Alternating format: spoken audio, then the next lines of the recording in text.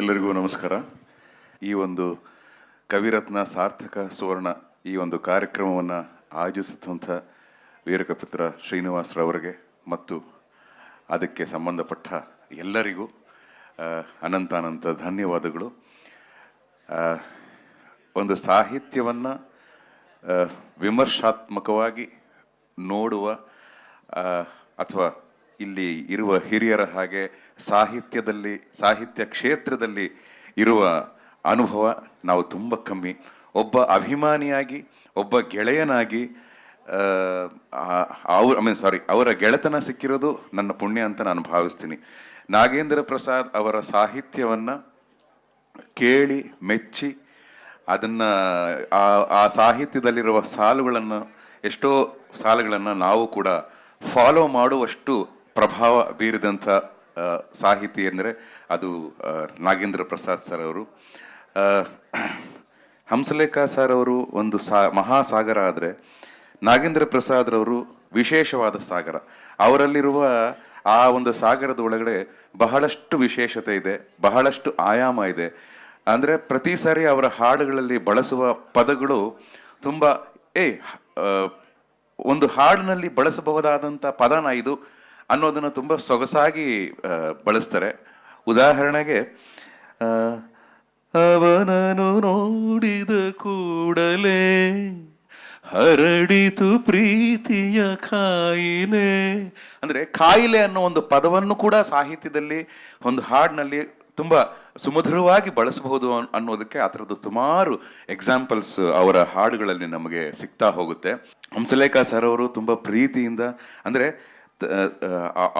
ಅವರ ಒಂದು ದೊಡ್ಡ ಶಿಖರ. ಅವರು ನನ್ನ ಉತ್ತರಾಧಿಕಾರಿ ಅಂತ ಹೇಳಬೇಕು ಅಂದರೆ ಇವರ ಸಾಹಿತ್ಯಕ್ಕೆ ಇರುವ ಶಕ್ತಿ ಎಂಥದ್ದು ಅಂತ ಅದು ಎಲ್ಲರಿಗೂ ಗೊತ್ತಿದೆ. ನನಗೊಂದು ಅಂದರೆ ಹೋಲಿಕೆ ಮಾಡ್ತಾ ಇಲ್ಲ, ಅಂದರೆ ಇವರಿಬ್ಬರ ಜರ್ನಿಯಲ್ಲಿ ಒಂದು ಸಣ್ಣ ಎರಡು ಲೈನ್ಸ್ನ ಹೋಲಿಸ್ಬೇಕು ಅಂತ ನನಗೆ ಅನಿಸ್ತಾ ಇದೆ.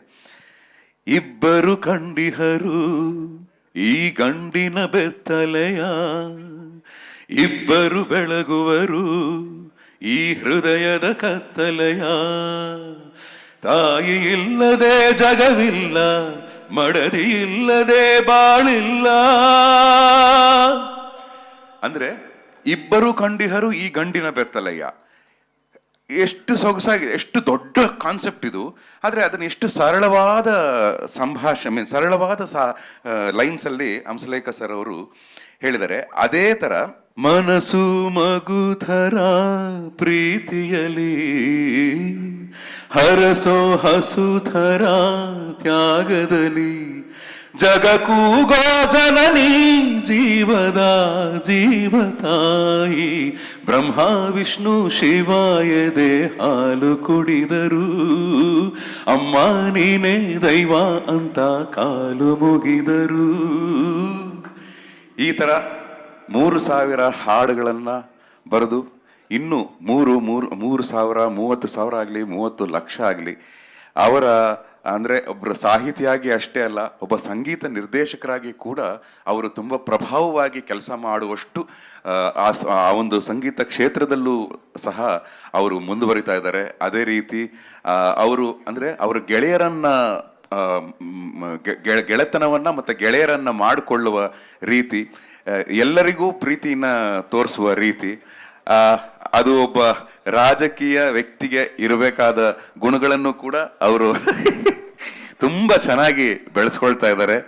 ಅವರ ಪೆನ್ನು ಎಷ್ಟು ವಿಶಾಲವೋ ಅವರ ಮನಸ್ಸು ಅಷ್ಟೇ ವಿಶಾಲ, ಅವರ ಥಿಂಕಿಂಗ್ ಪ್ರಾಸೆಸ್ ಕೂಡ ಅಷ್ಟೇ ವಿಶಾಲ. ಸೊ ಈ ಎಲ್ಲ ವಿಶಾಲತೆಯು ತುಂಬ ದೊಡ್ಡದಾಗಿ ಬೆಳೆದು ಅವರೆಲ್ಲ ಆಸೆ ಆಕಾಂಕ್ಷೆಗಳು ಈಡೇರಲಿ. ಇಂಥ ಒಂದು ಸಾರ್ಥಕ ಸಮಾರಂಭಕ್ಕೆ ನನ್ನ ಒಂದು 2 ಮಾತುಗಳನ್ನು ಆಡೋದಕ್ಕೆ ಅವಕಾಶ ಮಾಡಿಕೊಟ್ರಂತ ಇದಕ್ಕೆ ಸಂಬಂಧಪಟ್ಟ ಎಲ್ಲರಿಗೂ ನನ್ನ ಅನಂತ ಧನ್ಯವಾದಗಳನ್ನು ಅರ್ಪಿಸ್ತಾ ನಮ್ಮ ಮಾತುಗಳನ್ನು ಮುಗಿಸ್ತೀನಿ. ನಮಸ್ಕಾರ.